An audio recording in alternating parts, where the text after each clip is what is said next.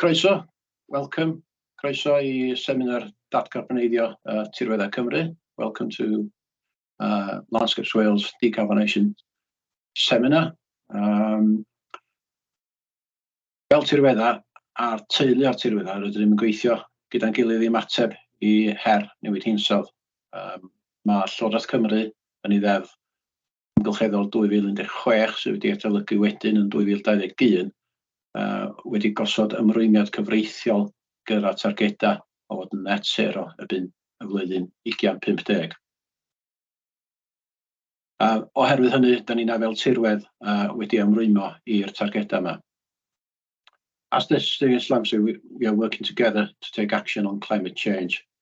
There's a legal obligation on set by Welsh Government in the Environment Act, which was reviewed in 2021, with legal targets on reaching net zero by the year 2050. And by that virtue, we as landscapes are part of that commitment. I ddangos arweinyddiaeth, fe rydym fel tirweddau wedi comisiynu Small World Consultancy i adrodd ar nwyon gwydr yn ardaloedd ni a cynrychu adroddiad unigol ag un ar y cyd. Mae'r adroddiadau yma yn rhoi tystiolaeth a dull weithredu i ni ystyried.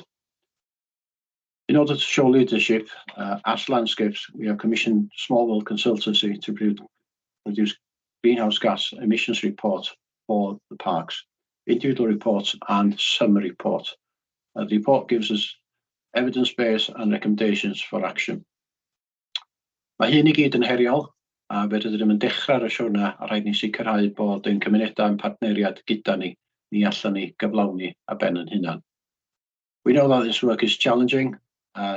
This is only the start of the journey. We need to ensure that we do this openly and with our partners. We can't do this alone. Felly fyddai'n troi drosodd I Dimitri wan. Di Dimitri yn gallu Gymraeg, so fyddwn ni yn rhedeg hwn yn y Saesneg o hyn ymlaen. Welcome, Dimitri. We've met you before, and you always blow our minds with the wealth of information that you provide us. Your CV is extraordinary. I think you started off background in applied mathematics and had a career in aerospace science before moving to sustainability and climate change. I think you worked also on a range of projects with partners from academia, private sector, UK government and the UN. At Small World Consultancy, you lead the portfolio projects on assessing landscape level carbon emissions and land use changes to aid carbon sequestration. So that's a brilliant CV to lead us on this work. Felly, over to you, Dimitri. Diolch. Thanks so much, Emmer. Appreciate this great introduction, and it's good to see you all. I think I've met most of you last year as we were working on our assessments with the national parks and AUNBs in Wales, and I'm pleased to be able to present to you again. This time we've got a synthesis piece, as Emmer mentioned, to just to systematize what we've done across all the landscapes and put it forward to the Welsh public, Welsh governments and businesses to take action on climate change. So I'm just going to share my slides. Started. So a quick contextual slide to remind us of the broader picture and why we are doing this work. Unfortunately, we can already see profound impacts of climate change as well as the twin ecological emergency, which manifest themselves in things like extreme weather events, rising sea levels, natural resource depletion, greater spread of pests and diseases, loss of nutrition to stable crops, biodiversity loss, of course, wild food depletion, and generally challenges for food security around the world. And some of those things, like food security in particular, are driven by some other contexts, geopolitical situation, as we all know of. But unfortunately, as I said, climate change now is accelerating, and we are seeing a lot more manifestations locally, not just somewhere else around the globe, but in our sort of backyard. And we have to take bolder action that we have been able to do so far. And again, the ecological emergency is a twin issue that we need to tackle jointly with climate change. Designated landscapes in Wales, 3 national parks, 5 areas of outstanding natural beauty, covering a quarter of the territory of Wales, home to around 160,000 residents and attracting almost 20 million visitors per year. So these landscapes have high national and international profiles that can help them be leaders in tackling the climate and ecological emergencies. This presents major challenges, but also creates a lot of opportunities to the designated landscapes. First of all, to cut emissions in line with cutting-edge science, to be land stewards and be planning authority leaders, to create better places to live, work, and to visit. And of course, importantly for designated landscapes is to adopt and scale up land-based measures to mitigate climate change and improve the biodiversity. These involve woodland creation, peatland restoration, regenerative agriculture, and also we have to mention renewable energy production in the landscapes. There has been a lot of movements in the policy domain globally in the UK and in Wales in the last few years. We've had the sixth county budget adopted a couple of years ago in line with the UK's and Welsh commitment to reach net zero by 2050. Of course, there are Welsh-specific policy acts, such as the Wellbeing of Future Generation Wales Act, the Environmental Act 2016, which has been revised, as you mentioned, in 2021, and the current climate change strategy for public engagement. So all this creates a good platform for us jointly to tackle the challenges that we face, but we need a holistic understanding, first of all, of what the impacts are, what the emissions are, where they come from, broader, and how we might be able to tackle them. And this assessment aims to deliver this. And so we've got a background of working with designated landscapes for over 10 years, starting with the Lake District National Park. And we pioneered what we refer to as consumption-based greenhouse gas footprint assessments with the lakes, which over time led to small but steady reductions in their emissions between 2010 and 2017. And eventually this assessment was scaled up to the entire Cumbria County and the unitary authorities within. And this allowed the county and partners to bid successfully for a grant to establish Zero Carbon Cumbria Partnership, multi-million grants with over 100 partners to drive this change across the county. And this in turn provided a platform for us to scale up the assessment to all the national parks, several areas of outstanding natural beauty, including Old Welsh AUNBs, several local authorities, and also private estates across the UK. I have to acknowledge a considerable contribution from our entire team at Small World, starting with our director and founder, Mike Berners-Lee, who's overall sort of an authority in carbon accounting and has overseen this work. We've got a lot of team members, both internally as well as in some cases externally, who made a very considerable contribution to this assessment, including the GIS support, Phil Barlow in the Pembrokeshire Coast, and of course all of you and all the other teams across the UK who have been on this journey for us, on this journey with us for the past couple of years. Now let's spend a few minutes talking about our approach. How and why is it different from the government's reporting of greenhouse gas emissions? Of course, as you all know, the right inventory is published by the government for all the local authorities, including national parks, and now I think AUNBs as well, that could be used as a starting point for making decisions to address greenhouse gas emissions locally. What do we do? What are we doing differently?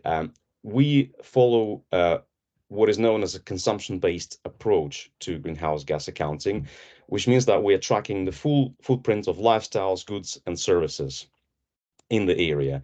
And this approach, it goes further than the government accounting, the territorial emission accounting, and we understand that it's taken by leaders who seek to accelerate the low carbon transition. So you're looking at broader set of emissions, not just in your territory, but indirectly through consumption of goods and services and traveling in your territory. And that is meant to accelerate the action across the boards, broader in the country and globally. And that's the approach that is taken by more and more regions, cities, businesses, even individuals across the UK and in the world now. Because again, as I mentioned at the start, we are behind. We understand from the science that we are behind in addressing the climate emergency. And so we need to speed things up. And this is one of the approaches to do that.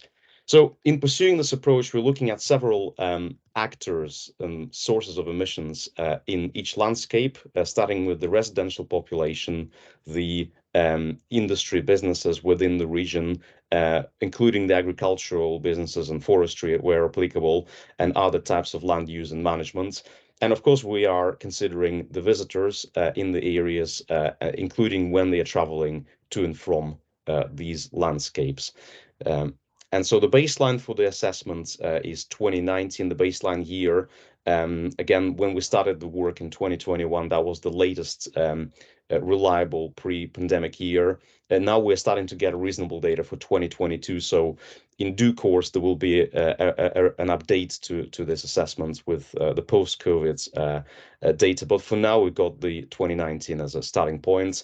And we're looking at measures to reduce emissions and implement some land use changes in the landscapes between now and the middle of the century, in line with UK's net zero projections.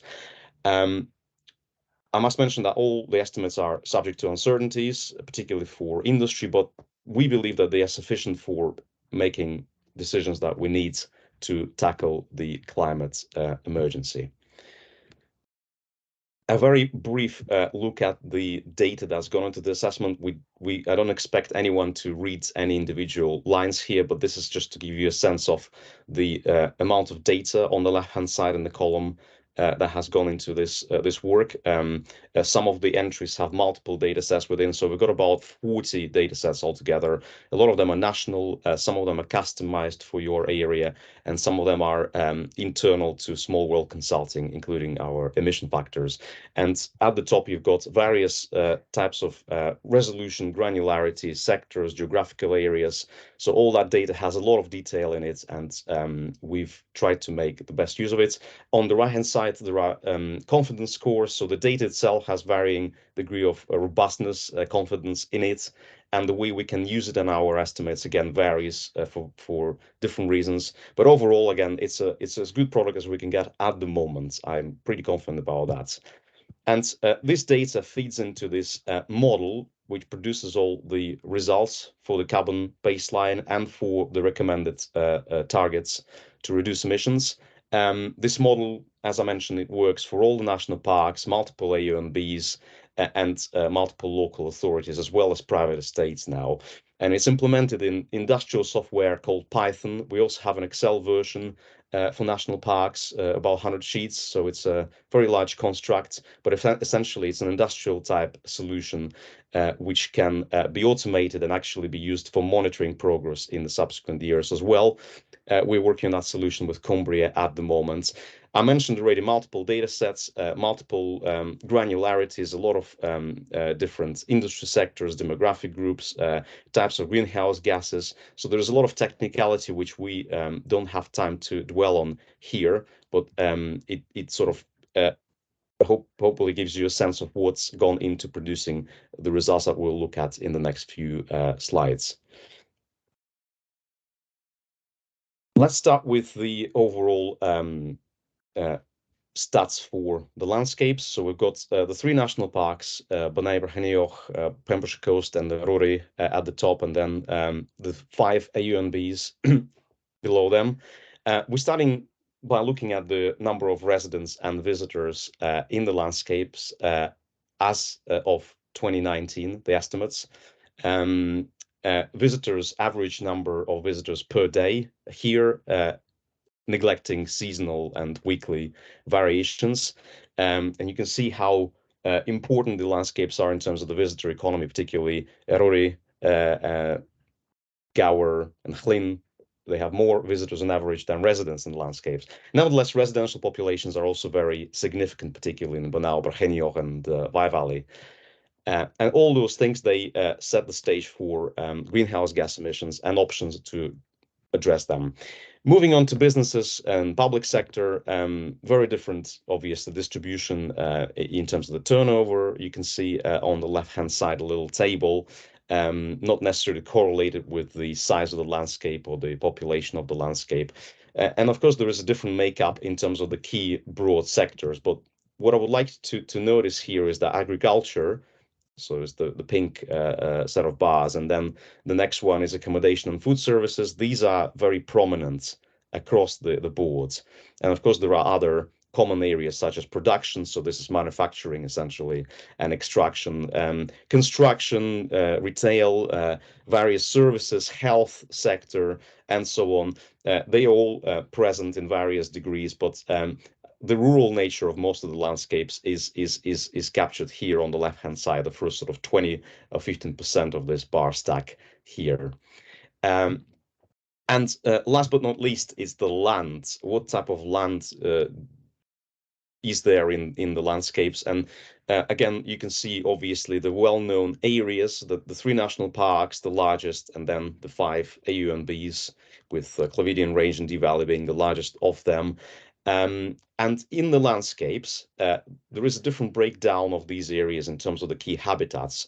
There is woodland everywhere, but to a very varying extent, and then some cropland, a lot of improved grasslands, sort of managed grasslands, quite a bit of rough grazing, particularly in landscapes like Bynau, Brycheiniog, and Erory, a lot of improved grassland in Pembrokeshire Coast and Llyn, for example. And of course, you've got other habitats, and crucially, peatland in several national parks and AUNBs as well. Most of it is degraded. So to make sense of the greenhouse gas results and to be able to set meaningful targets, we have to look at selected areas of activity and footprints. And these are the 6 categories or priority areas, as we refer them to, for the national parks and AUNBs in our program. We start with energy consumption by residents, visitors, and industry. So fuel, electricity, that involves buildings, transport, the key areas that are important to decarbonize. Food and drink, that's a consumption-based category for residents and visitors. So it's a consumer side of a food system. Then all the other shopping, all the other goods consumed, that's again in line with the consumption-based approach. Then traveling to and from the area is the key category that is important because of the nature of the landscapes. As we've seen the numbers at the start, these are major visitor hotspots, and so we've got to look at the travel footprint of the visitors to and from the area.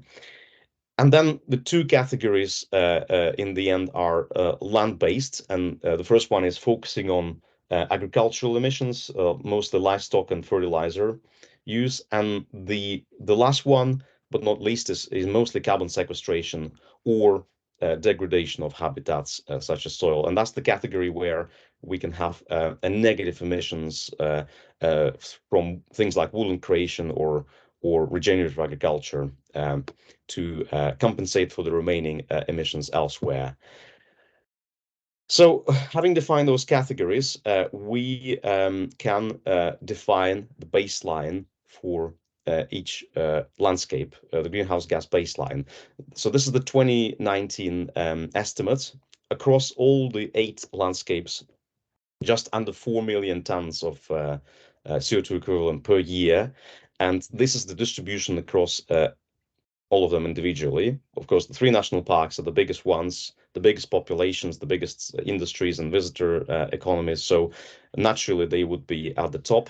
But there are some variations, and it's a very complicated underlying picture behind these numbers. And it is helpful to look into the individual 6 individual priority areas for emissions to see how they compare to one another. So if you look at all the landscapes together in Wales, all the designated landscapes will have this distribution for our baseline across the 6 priority areas. Again, the total is just under 4 million tons per year. And the energy always dominates. That's a common occurrence. But you can see here food production. This is the land use non-CO2 component, essentially. And food consumption, they are the second and third biggest parts. And that's a unique feature of the rural landscapes, where a lot of the production of food is exported and a lot of the food consumed is imported from elsewhere. There are some overlaps, but very small currently in the current food system. So we are aiming to tackle them both holistically, both the production and consumption within our powers and within our partnerships. And this is the reason both of them are here, and both of them are considerable. And then you can see traveling to and from for visitor economy is quite important. Consumption is important, but it's the lower of the emissions. And on the right hand side, you've got carbon sequestration, so a net carbon sink at the moment across the landscapes through healthy habitats, sequestering habitats. And this is a maybe slightly more complicated slide to analyze, but it attempts to break down for every landscape normalized to 100% net emissions. We saw that the scale of emissions is different because of the different sizes and circumstances. But if net emissions 100% in every landscape in 2019, then this is the breakdown across the 6 areas. Again, the same color scheme, energy, food, and so on. And this is agriculture essentially, and this is sequestration. And sequestration is negative, so we kind of pulls the bar on one side and then makes the positive emissions, the gross emissions, a bit longer as a result. But you can see how these things stack up across the landscapes. That's the starting point where we are at. And now the question is what we're going to do about the emissions. How can we tackle them across those priority areas? So we are proposing here a set of targets for each of the priority area, which are broadly aligned with the levels of ambition that is consistent with limiting global warming to 1.5 degree with no or small overshoots. This requirement is more ambitious than the UK's 6 carbon budget or the aligned Welsh 2nd carbon budget. In some areas, those things are of the same ambition, but generally the 1.5 degree requirement with no or small overshoot is stronger. So we need to act faster for that. There are very different options and constraints for different sectors. So huge differences, obviously. And the fastest decarbonization can be reached in things like, energy use. That includes buildings and transport. And there are harder to decarbonize areas, naturally, food and drink, that's consumption side, agriculture, that's the production side, and all other consumption as well. These are naturally harder to decarbonize. And specifically for land use, it's absolutely crucial to all the designated landscapes. We've got options such as new woodlands, restored peatlands, or regenerative agriculture. It's a very broad umbrella term, but it includes quite a few actions that are known to be good for climate and for the broader environment.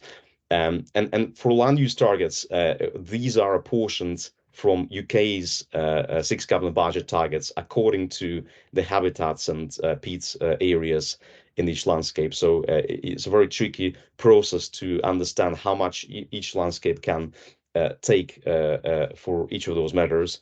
And there is extra ambition here proposed for woodland creation.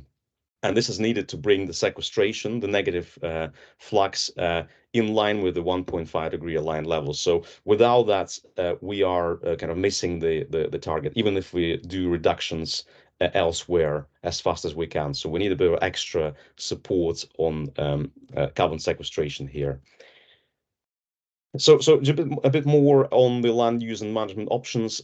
New woodlands, we consider permanent woodlands, mostly is native broadleaf or mixed type of woodlands. And then we have a place for productive coniferous woodlands mostly, because UK is a major net importer of timber currently.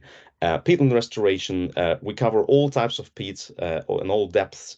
So it's a very kind of broad brush assessment, maybe top of the range ambition. So it's deep and shallow peats, and it's all types of peats, such as eroding or agriculturally managed or forested peats. And regenerative agriculture, again, I said it's a very broad umbrella term. We had to simplify the assessments and to use the available data in the literature for quantifying the benefits of regenerative agriculture. But the main practices that you would come across in this domain would be agroforestry, so it's mixed systems. You can see a picture here, silvopastoral, so it's grazing within the woodlands, and likewise silver arable, cropland and woodlands. More hedging, more introducing low input and species-rich grasslands. So that's a very important direction of travel. I can see consistently positive results coming from across the country and globally on that, and introducing better cropland management where, of course, there is croplands. One of them is cover cropping. Of course, again, we want certain forms of de-intensification to go with that. So with all those targets specified, the principles, and with our UK-wide interventions and our habitats and peats in each landscape, this is what we come up with for your land use targets. And I'm specifically focusing on land use, again, because of the importance of this priority area for designated landscapes. You can see woodland creation, peatland restoration, and regenerative agriculture. And these are, first of all, annual hectareages, recommended interventions per year for each landscape. Again, the size of the landscape differs and the habitats differ considerably. So you get much bigger uptake overall in the national parks than the AUNBs, but the type of uptake of those measures varies considerably. And you can see some landscapes are thought to have a very large capacity for new woodlands, around 1,000 hectares per year. Peatland restoration in Erori, very important. And Banabr-Henioch, we're using a conservative estimate for the extent of peat in this national park. Currently, it's been verified and ground truthed, so there might be double the peat that we considered in this assessment. So it's a very important area in Banabr-Henioch. And there are peats across the other landscape too with the peats. And regenerative farming, those areas include your grasslands, your croplands. Sometimes we can have two different measures in our toolkits applied to the same area. So these hectareages, they don't reflect the actual areas of the landscape. They can be kind of double counted if you put trees and better grasslands in the same fields as part of these measures. But it's a lot of intervention. You can see these are absolutely major transformations.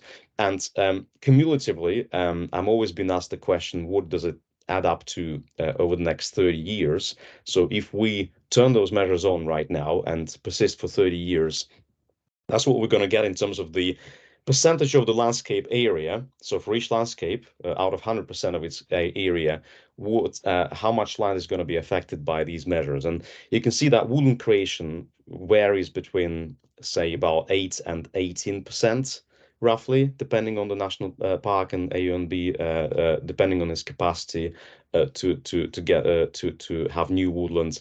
Peatland restoration, again, we discussed that is mostly important in the two national parks here. And regenerative farming, a lot of the area will be changed, but that reflects the fact that a lot of area is currently farmed. So it's better grasslands, more trees around the grasslands areas and cropland areas where it's relevant, more hedging. So all that together adds to quite considerable chunks of land. But this is not, again, there will be some double counting in those measures. They will be applied to the same plot of land.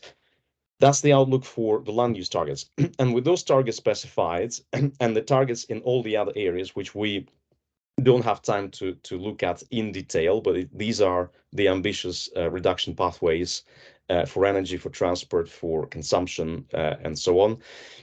Altogether, that's where the national parks and AUNBs in Wales will land by the middle of the century. So starting with the 2019 baseline, switching on those targets, all of them will reach negative emissions of different levels. These are absolute terms, again, different circumstances, different sizes of the landscapes, as you can see. But some of them will find it easier to cut the emissions and sequester a lot of carbon, like the two national parks here, and at least the Clavidian Range of Deep Valley A and B can be a major sequester.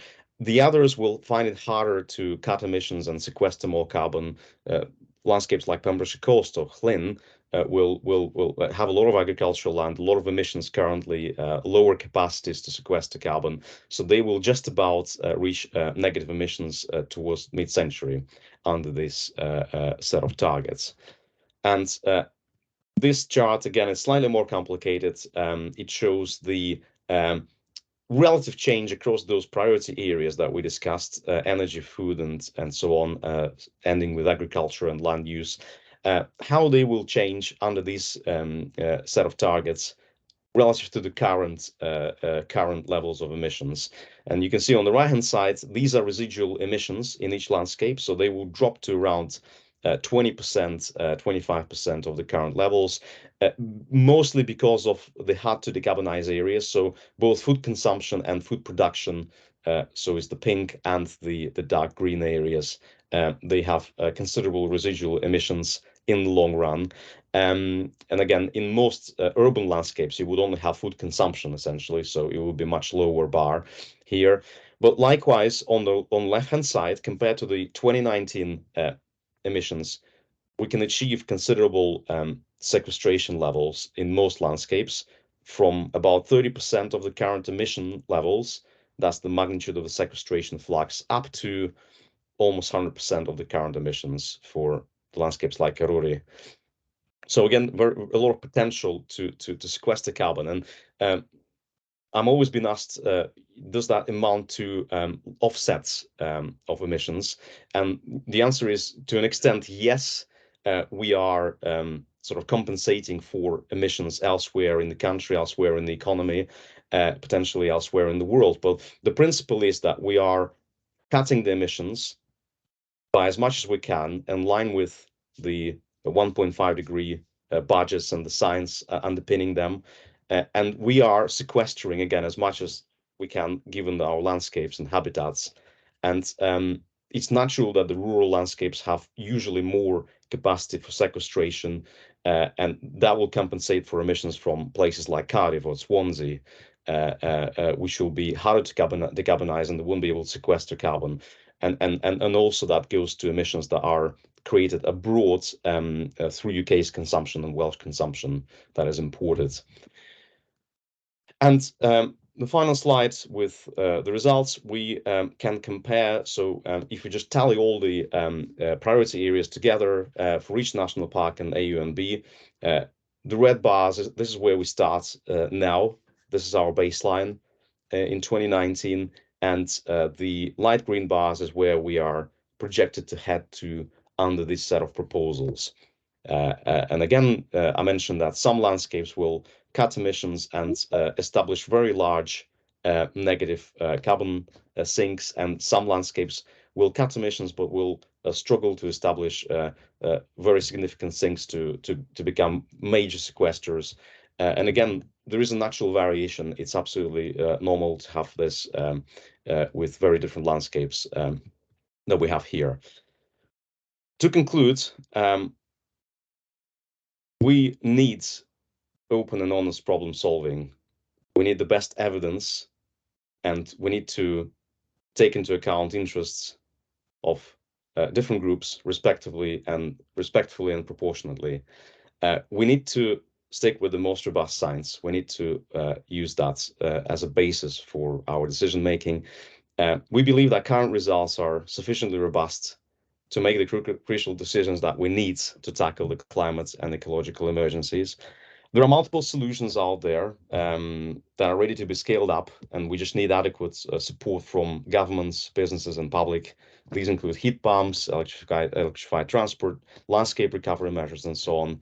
And overall, the recommended changes are a long-term net opportunity for the society. More and better local jobs, better environment, stable climate, and so on. And specifically for farming and land use, it's crucial to have a just transition in the sector. We talked about very large scale changes in the landscapes. This must support farmers in earning a living and enabling them to do this sustainably. And this has got to be a net opportunity first and foremost for rural communities that are central to the designated landscapes in Wales. On this note, I'm going to thank you all for attention and hand back to Emia. Well, thank you very much, Dimitri. You've certainly inspired us again, and I think that what you've shown in the last slide is food for thought to us, and we will need to discuss that as landscapes straight after this seminar. So once again, thanks. Also, I'd like to thank Welsh Government for grant-aiding this work as well, because without their support, we wouldn't be able to get Dimitri in and his team in to advise us. We certainly, as landscapes, wanted to go on this journey, but we had no clue where to start. So this work is brilliant in showing us that road. We understand now that things like energy consumption, travel, tourism, land use, where to target. They're well outside our scope of responsibility, so we need to work in partnership. We need to also understand what conflicts there are, tourism sector, travel sector, land use specifically for us on a local level. What are the trade-offs between landscape and carbon sequestration? So that's a debate we need to have.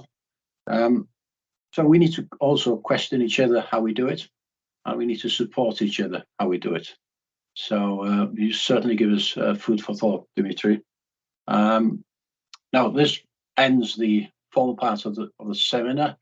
We will share this seminar during Climate Week, and hopefully that will inspire other people to have a look at what we've done and maybe learn from what we do.